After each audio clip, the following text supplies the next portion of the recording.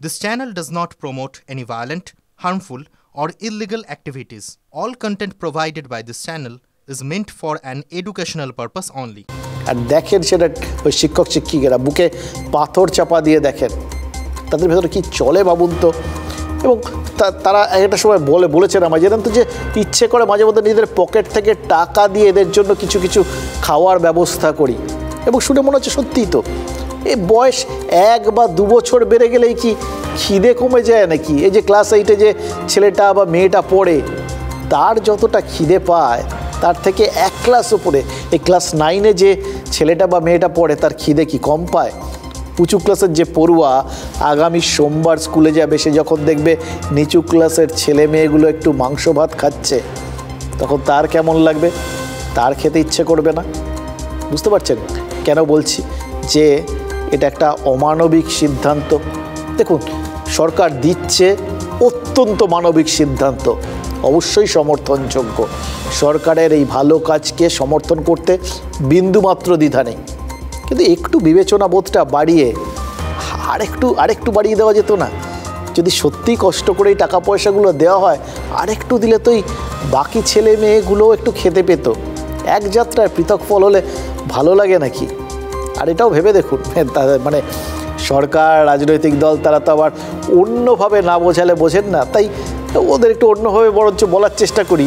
এই যে উঁচু ক্লাসের ছেলেমেয়েরা এরা কিন্তু আগে ভোটার হবে। প্রাপ্তি ভুলে অপ্রাপ্তিটাই যদি এরা মনে রাখে তাহলে তো ভোটের ক্ষেত্রে অনেক কিছু হিসেব গণ্ডগোলও যেতে পারে নাকি। তখন আবার অন্য হিসেব হয়তো আছে যে তখন ওই ল্যাপটপ সাইকেল এ সমস্ত তখন হাতে পাওয়ার ব্যাপার থেকে যাবে, সেগুলো পেয়েই হয়তো ভুলে যাবে। এটাই হয়তো ভাবছে সরকার।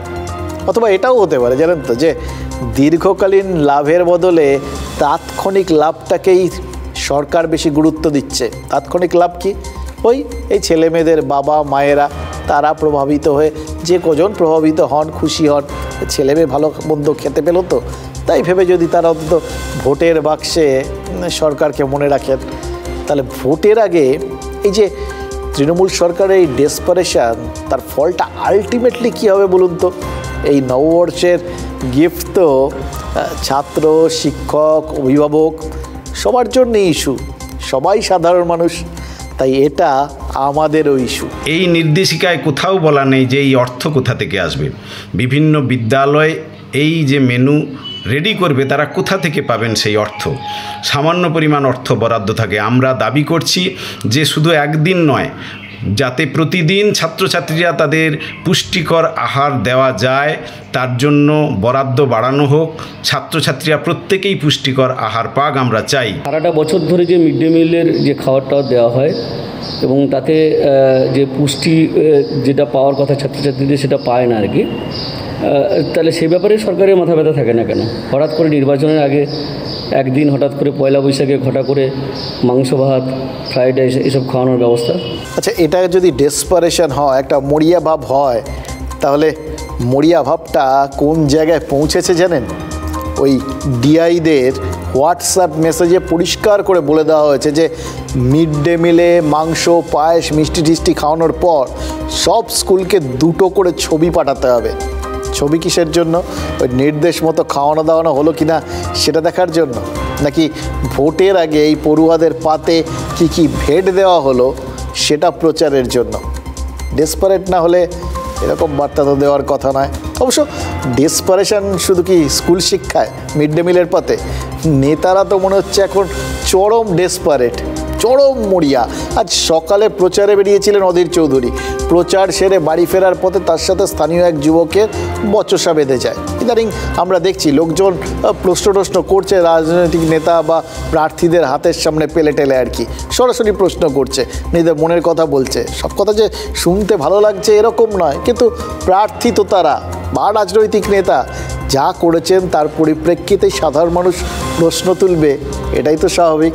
তারা তাই করছেন, তারা কোথাও জবাব দিচ্ছেন, কোথাও এক এক রকম আচরণ করছেন। তো এক্ষেত্রে ওই স্থানীয় যুবকের সঙ্গে অধীর চৌধুরীর নাকি বচসা বেঁধে গেছিল, এবং তৃণমূল তারা আবার ওখানে কাছাকাছি একটা সিসি ক্যামেরার ফুটেজ জোগাড় করে তাদের সোশ্যাল মিডিয়া পেজে আপলোড করে দিয়েছে। তাতে দেখা গেছে যে ওই যুবকের সঙ্গে বহরমপুরের ওই কংগ্রেস প্রার্থী অধীর চৌধুরীর তর্কাতর্কি হচ্ছে। এবং তৃণমূল দাবি করছে যে এই অধীর চৌধুরী নাকি ওই যুবককে ধাক্কা মেরেছেন, চড় মেরেছেন। খানিকটা দেখা টাকাও যাচ্ছে কী করেছেন আমরাও দেখতে পাচ্ছি, আপনারাও দেখতে পাচ্ছেন। এবার অধীর চৌধুরীর পাল্টা যুক্তি হচ্ছে অকারণে বহরমপুরে ভোটের আগে সন্ত্রাসের পরিবেশ তৈরির চেষ্টা হচ্ছে।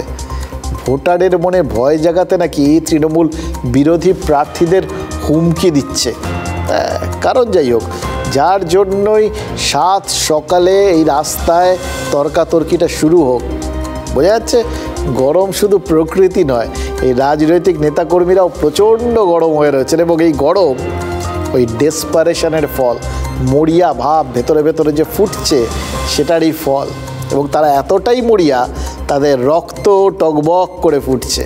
বাড়ি ফিরে যাচ্ছি হঠাৎ করে গঙ্গার ধার থেকে, এই হঠাৎ করে চিৎকার, গো ব্যাক গো ব্যাক, তার সঙ্গে কতগুলো গালাগালি। আমি বিরক্তি না, কি বলছো বলো? নির্বাচন করা তোমাদের অধিকার আছে, আমাদের অধিকার আছে, কি বাদরামি হচ্ছে এগুলো? কি বলছে বলো? আপনি 5 বছর কিছু করেননি, বস 5 বছর কি বলছে বুঝাচ্ছেন। একবারে চুল্লু খেয়ে উল্লু হয়ে পরিষ্কার পরিচ্ছন্ন হবে তৃণমূল নেতাদের নির্দেশে আদেশে বাধা দেওয়ার মধ্যে দিয়ে বার্তা দেওয়া বহরমপুরবাসীকে যে আমরা মস্তান, ভোট থেকে আপনারা বিরত থাকুন। 1, 2 নম্বর, কংগ্রেস করা চলবে না।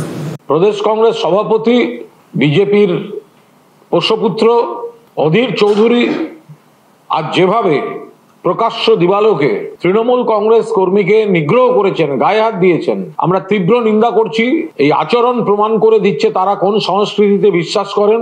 এই আচরণ প্রমাণ করে দিচ্ছে তারা মানসিক অবসাদে আছেন, দিশাহীন জায়গায় আছেন।